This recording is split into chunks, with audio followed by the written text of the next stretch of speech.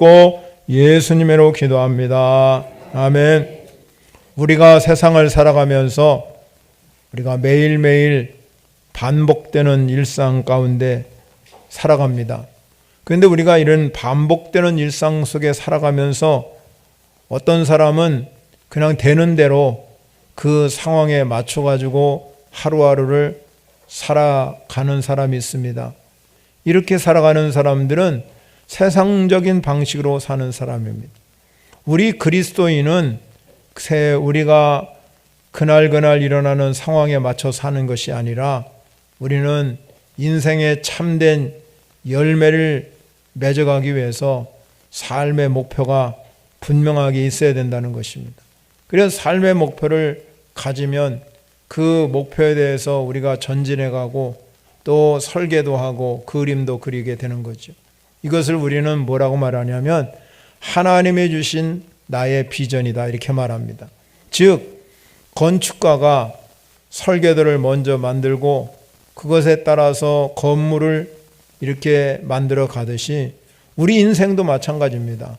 우리 인생도 하나님의 주신 비전을 가지고 그 비전에 맞게 우리가 설계도 하고 그림도 그려서 그 비전대로 실천해 가면 하나님께서 우리의 인생 가운데서 기뻐 여기실 줄 믿으시기 바랍니다. 그런데 오늘 성경에서 하나님이 기뻐하는 삶이 어떤 삶이냐? 오늘 우리가 이 말씀의 제목대로 주께 합당하게 사는 것이 하나님이 기뻐하는 삶이라는 거죠. 주께 합당한 삶이라는 것은 주님의 가치를 인정하고 또 우리가 그분이 내게 주시는 비전과 꿈과 축복을 기대하고 그리고 그분의 설정의 목적을 맞춰가서 하나님께 걸맞는 인생을 사는 겁니다. 하나님께 걸맞는 인생을 살려면 우리가 하나님 앞에 최선의 노력을 다해야 됩니다. 그리고 하나님을 감동시키는 일을 하셔야지요. 하나님의 걸맞는 인생이라는 것은 하나님의 초점에 맞추고 하나님의 기준에 맞추어 사는 것이 우리의 주께 합당한 삶이라 이렇게 말합니다. 하나님의 기준을 맞춰서 주께 합당한 삶을 살면 어떤 결과가 오느냐? 오늘 본문 10절에 가면 결과를 우리에게 말하고 있어요. 주께 합당하게 행하여 범사에 하나님을 기쁘게 하시면 우리에게 선한 일의 열매를 맺게 해주시고 열매가 맺어진다는 거죠. 여러분이 하는 모든 선한 일에 열매가 맺게 해주실 뿐만 아니라 그리고 우리가 신앙생활 속에서 하나님을 아는 것으로 자라가게 하신다. 하나님의 아는 것으로 자라가게 하신다는 뜻의 의미는 늘 내 인생 가운데 내가 상황에 휩쓸려서 세상 속에서 그냥 그럭저럭 사는 인생이 아니라 세상을 거슬러서 하나님의 방식대로 사니 거기에 하나님이 함께 하신다는 거죠. 그래서 하나님을 체험하게 되고 하나님이 내 인생의 주인이구나. 그리고 하나님이 나를 이렇게 함께 하시는구나.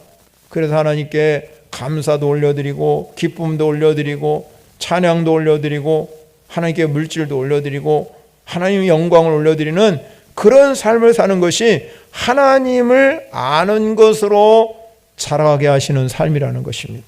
오늘 본문은 골로새 교회를 향한 바울의 기도문 중에 하나입니다. 그래서 오늘 본문 9절 말씀 여러분 그 서론에 보면 우리도 듣던 날부터 너희를 위하여 기도하기를 그치지 않았다. 바울은 자기가 세운 이 골로새 교회를 위해서 그냥 기도를 한 거예요. 그런데 여러분 이 골로새 교회를 향해서 본문 1장 우리 읽지 않았지만 1장 2절에 보면 이렇게 말하고 있어요. 골로새에 있는 성도들 곧 그리스도 안에서 신실한 형제들을 위하여라고 전제 조건을 달고 있습니다. 바울이 끊임없이 기도하지 않는 사람들은 누구냐? 그리스도 안에서 신실하게 된 형제를 위해서 끊임없이 기도했다는 겁니다.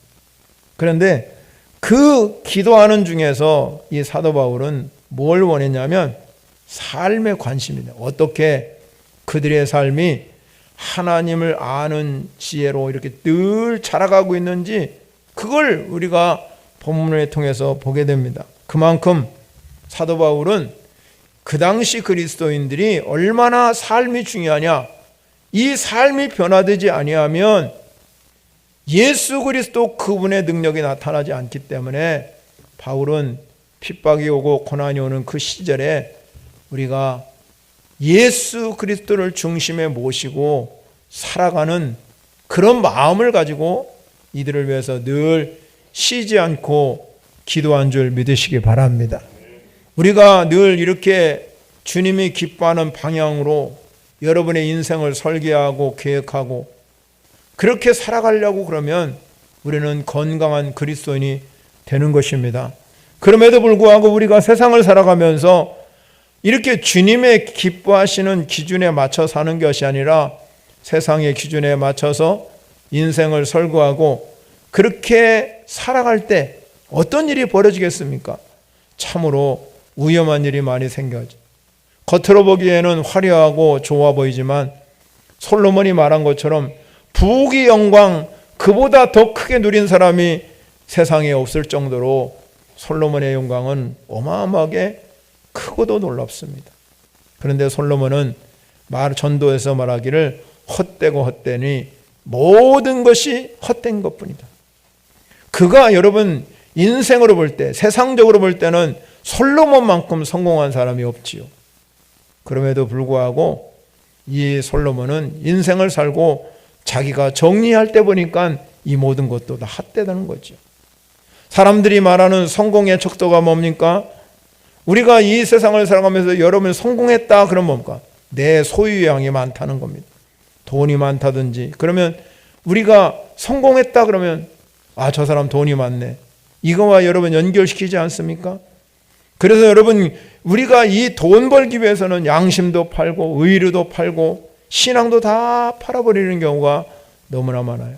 그래서 돈 벌으면 넓은 집, 좋은 차량 이렇게 다니면서 내가 성공을 자랑하고 삽니다. 그리고 여러분 우리가 성공의 요진이 뭡니까? 외형적인 것들을 너무나 많이 생각해요. 그래서 외형적으로 화려하고 아름답고 이러면 다 사람들이 그걸 부러워합니다. 뿐만 아니라 지위와 명성이 높으면 그것이 성공한다고 생각합니다. 그러나 여러분 하나님이 볼 때는 그거는 성공의 척도가 될 수가 없습니다. 우리의 성공의 척도는 하나님이 기뻐하는 기준에 맞아야 될 줄 믿으시기 바랍니다. 우리가 하나님의 기준에 맞추면 분명히 오늘 성경에서 말씀한 대로 하나님을 기쁘게 하시기 때문에 많은 열매, 선한 열매가 맺어지는 은혜의 역사가 일어나게 된다고 말씀하고 있다는 것입니다. 성경에 보면 이런 말이 나옵니다. 하나님께서는 지혜로운 건축자가 같다고 그랬습니다. 그래서 우리가 우리 성도들이 지혜로운 건축자가 같기 때문에 내가 터를 닦아서 거기에다가 각각 집을 세워요. 집을 세워갈 때 어떤 사람은 금이나 은이나 보석이나 나무나 풀이나 집이나 세워가는 거죠. 그런데 그렇게 집을 세워놓고 사람의 공적이 나타나게 된다는 거예요. 그러면 그때 공적을 하나님이 밝힐 텐데 불로 나타난대요. 불로. 그래서 불로 시험하게 되면 그 불에서 모든 것이 태워버리면 그 공적이 불타면 해를 받으니 그 사람은 구원은 받지만 불 가운데서 얻은 구원과 똑같다는 겁니다. 인생을 설계할 때 우리도 마찬가지죠. 외형적인 모습으로 보면 멋지고 화려한 것이 좋아 보이지만 공적이 불타버리면 우리는 죄 가운데서 구원받은 것과 다를 것이 없습니다. 그러므로 오늘 사도 바울이 골로새 교회를 향해서 주께 합당한 삶을 사는 것이 얼마나 귀하고 아름다우냐. 여러분이 주님께 합당한 삶을 살아서 하나님께 영광 돌리는 삶이 되시기를 바랍니다. 우리가 이렇게 주님께 영광 돌리며 하나님께 합당한 삶을 살려면 오늘 본문에서 세 가지를 강조하고 있어요. 첫 번째는 영적 분별력을 가져라는 거예요. 오늘 본문에 가면 이렇게 말합니다. 바울이 자기가 기도 속에서 하나님의 기뻐하는 삶을 살려면 오늘 1장 9절에 가면 하나님의 뜻을 분별하고 사는 겁니다. 하나님의 뜻이 뭘까? 여러분이 신앙생활하면서 중요한 게 내가 세상에서 어떻게 성공하고 돈 많이 버느냐, 그것보다 더 중요한 게 하나님의 뜻이 뭐냐, 나를 향하신 하나님의 뜻이 도대체 뭘까, 그걸 분별하는 것이 중요하다는 겁니다. 그러면 그 하나님의 뜻을 분별하는 것은 어디서 오냐? 오늘 본문 1장 9절에 이렇게 말합니다.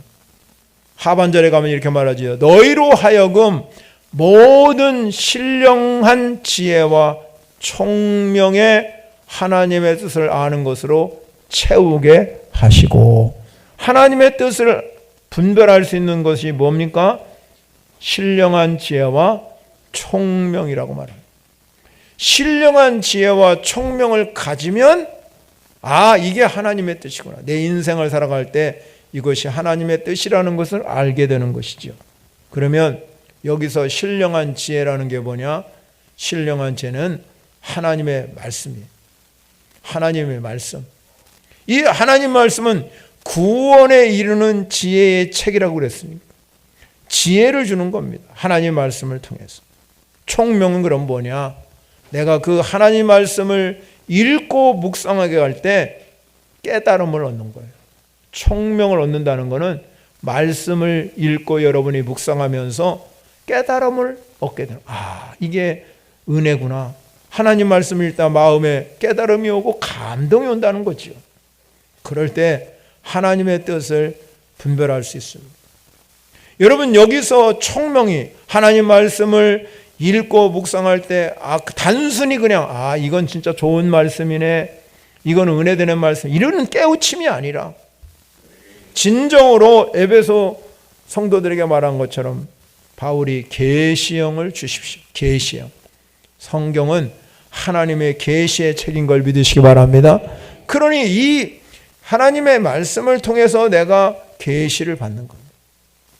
계시를 받아서 그 말씀 속에서 나를 인도해 가는 거죠. 그래서 교훈과 책망과 바르게 함과 의로 교육하기에 유익한 말씀을 이 통해서 하나님의 뜻이 드러나게 되는 줄 믿으시기 바랍니다. 그것이 영적 분별함이에요. 영적 분별력. 우리가 신앙생활을 하다 보면 이런 영적 분별력을 가져야 우리는 이단도 여러분 분별할 수 있고, 사이비 종교도 분별할 수 있고, 사람도 분별할 수 있어요. 그러나 여러분이 신앙생활하면서 가장 위험에 빠지기 쉬운 게 뭐냐면 맹목적인 열심이에요. 맹목적으로 열심을 내다 보면 상처도 받고 스스로 무너지기도 하고 다른 사람을 원망하고 불평하고 그렇게 살아가는 거예요. 그 이유는 단 한 가지예요. 하나님 말씀 없이 맹목적으로 그냥 열심만 내는 겁니다. 그러나 여러분, 사도 바울은 분명하게 우리에게 말씀한 것은 하나님의 뜻이 뭔지를 확신하고 열심을 내야 한다고 말씀하고 있습니다. 그 결과가 여러분 선한 열매가 맺어지는 줄 믿으시기 바랍니다. 하나님의 뜻에 맞는 열심을 내면 기분이 좋아요. 열매도 좋습니다. 결과도 좋습니다. 그리고 모든 사람들이 다 긍정적으로 답하는 줄 믿으시기 바랍니다. 하나님의 뜻이 뭐냐? 여러분, 우리는 온전히 이 신령한 지혜와 총명을 가지고 하나님의 뜻이 뭔가를 분별하는 이 영적 분별력이 우리에게 반드시 필요한 줄 믿으시기 바랍니다. 예수님 당시에 예수님께서 바리새인을 책망했어요. 여러분, 바리새인을 보십시오. 그들은 얼마나 열심히 큰지 몰라요. 헌신도 여러분 어마어마합니다. 종교적으로 보면 그들만큼 여러분 정말로 종교적인 하나님 말씀을 지킨 사람이 없어요. 일주일에 2번씩 금식하고 11조 내고 주일 성수하고, 그 정도면 여러분 얼마나 여러분 우리가 볼 때 저 사람 신앙 좋네 그러잖아요. 그런데 하나님께서 그 바리새인을 책망했잖아요. 왜 이 바리새인을 책망했겠습니까?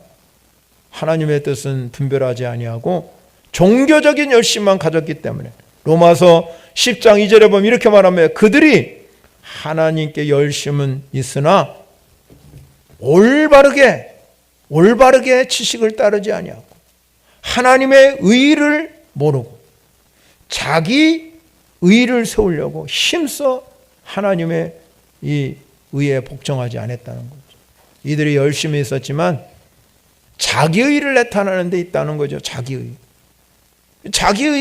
나타내다 보니까 이 하나님의 의가 드러나지 않는 겁니다. 자기의를 나타내려고 하다 보니까는 여러분 문제가 생기고 힘들어하고 어려워합니다. 우리 신앙생활도 마찬가지 아닙니까?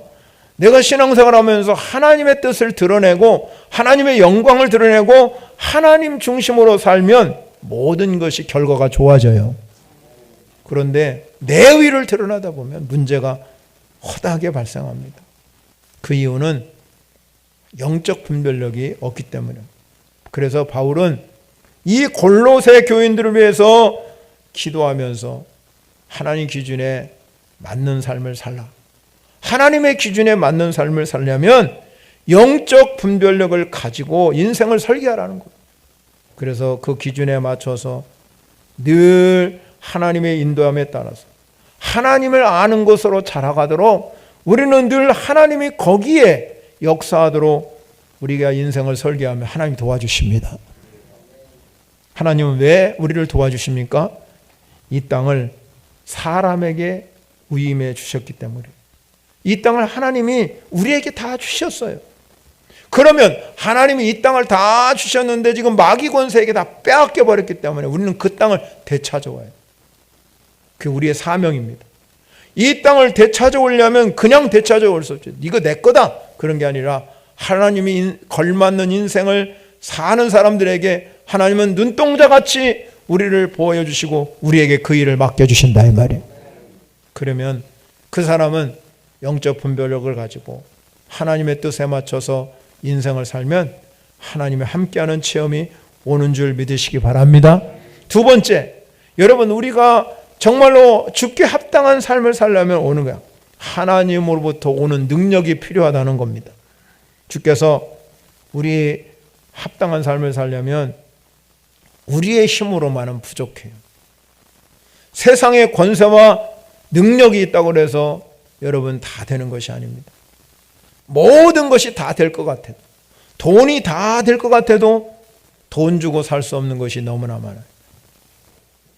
그래서 여러분 성경에 보면 어떤 부자가 큰 곡간 짓는 일만 어떻게 하면 이 곡간을 넓힐까?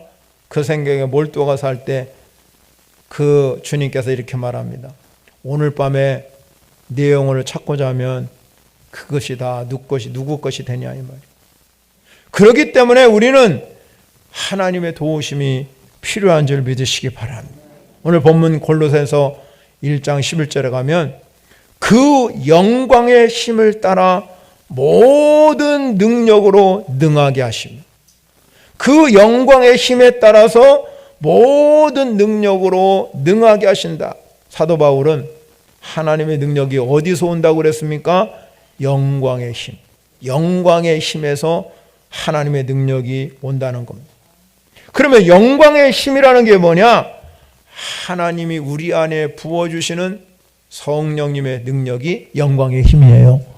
여러분에게 이 성령의 능력이 부어지면 우리 안에 찾아오는 것이 기쁨입니다. 기쁨. 하나님이 우리에게 주시는 기쁨은 아무도 뺏어갈 자가 없는 줄 믿으시기 바랍니다.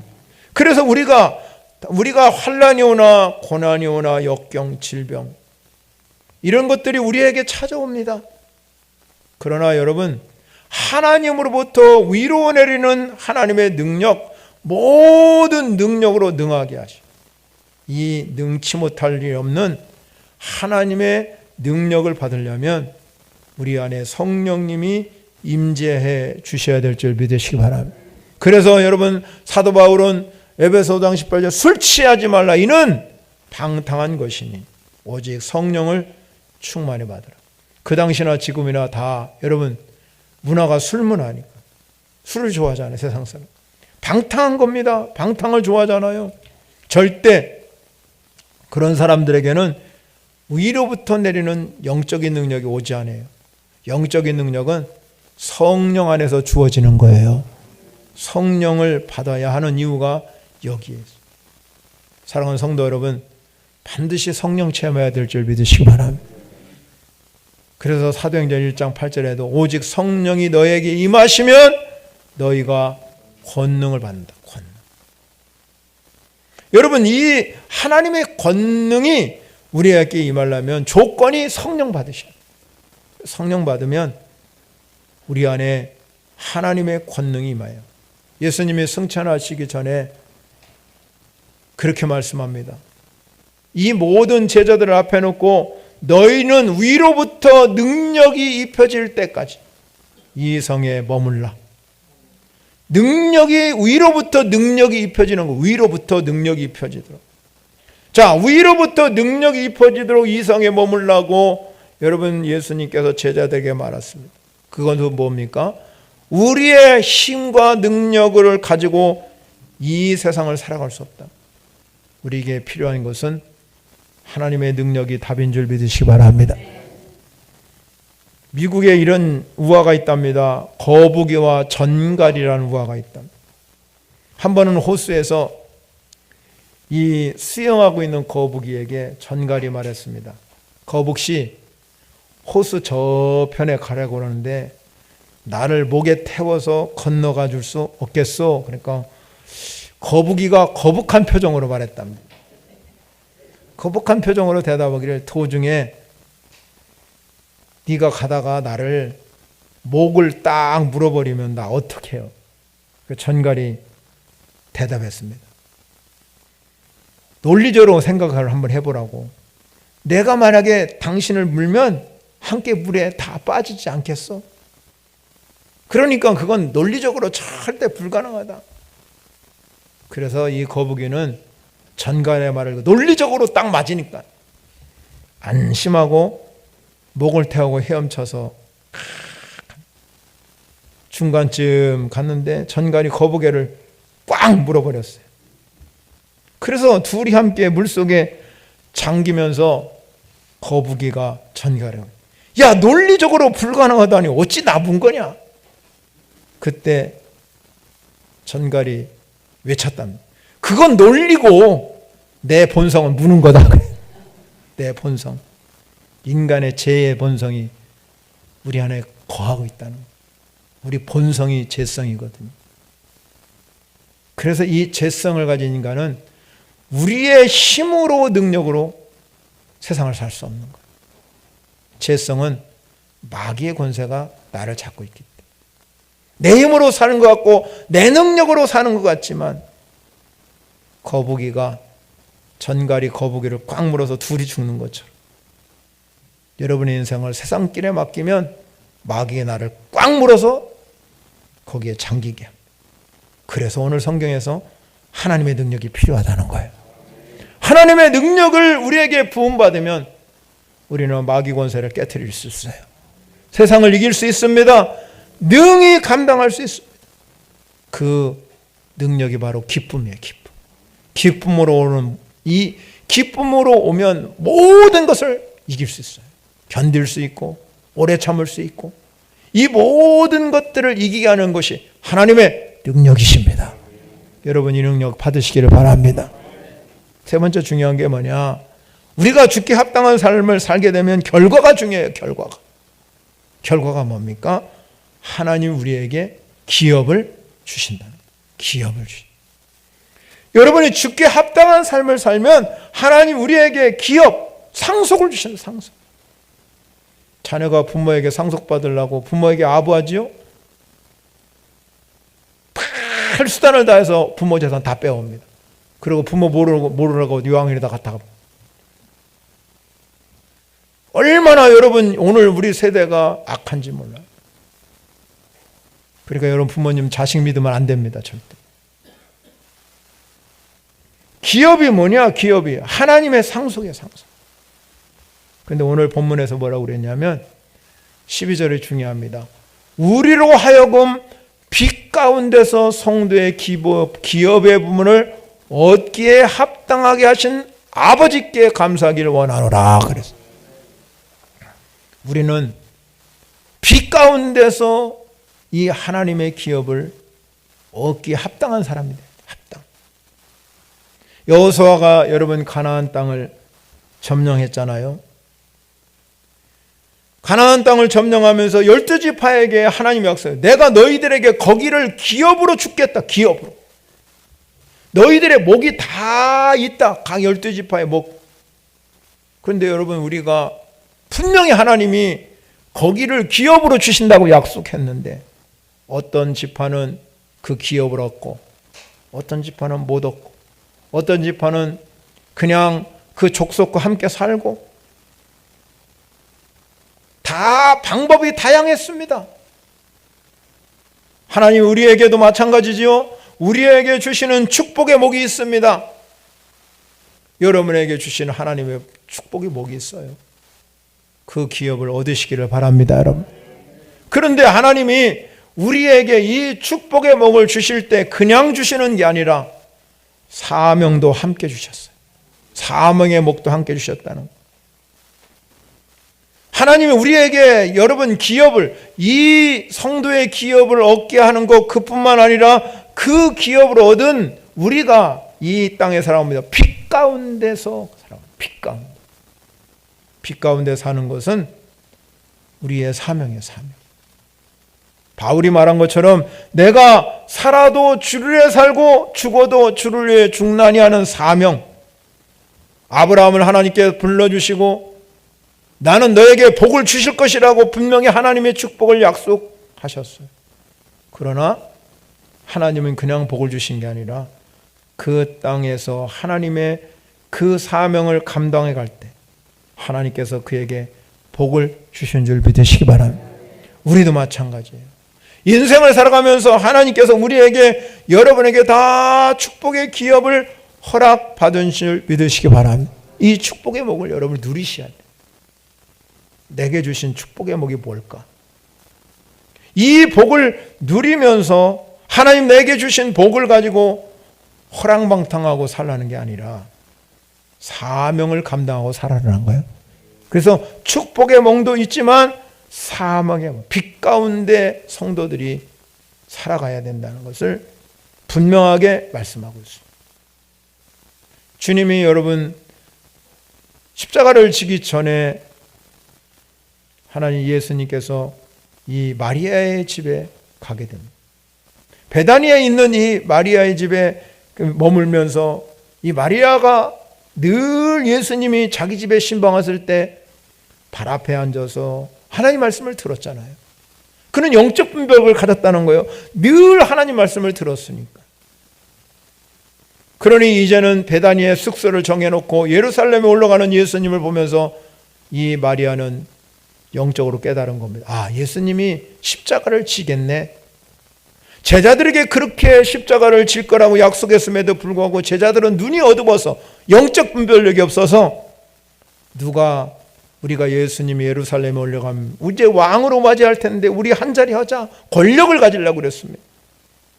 그러나 마리아는 예수님이 예루살렘에 올라가선 권력자로 왕으로 올라가는 게 아니라 십자가를 지기 위해서 올라가는 것을 영적으로 알았기 때문에 그는 자기가 가지고 있는 전 재산 향유옥합을 깨트려서 부어서 예수님 발 앞에 부어 헌신한 역사가 일어난 줄 믿으시기 바랍니다. 어떻게 그런 일이 일어날 수 있습니까?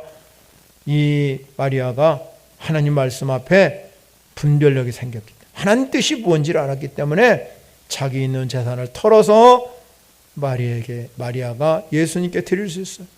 제자들은 그 모습을 보고 뭐라 하겠습니까? 그게 얼마나 큰 돈인데 300데나리나 되는 엄청난 돈인데 어떻게 그걸 한순간에 예수님 발에 부을 수가 있겠느냐. 차이가 너무 크지요. 인생을 사는 방법이 너무나 다른 거예요. 사랑하는 성도 여러분, 우리가 주님의 기대에 걸맞는 인생을 살아갈 것이냐, 그렇지 않으면 제자들처럼 비난하면서 내 상황에 맞춰서 세상적인 방법으로 그냥 살아갈 거냐는 여러분이 결정하는 겁니다.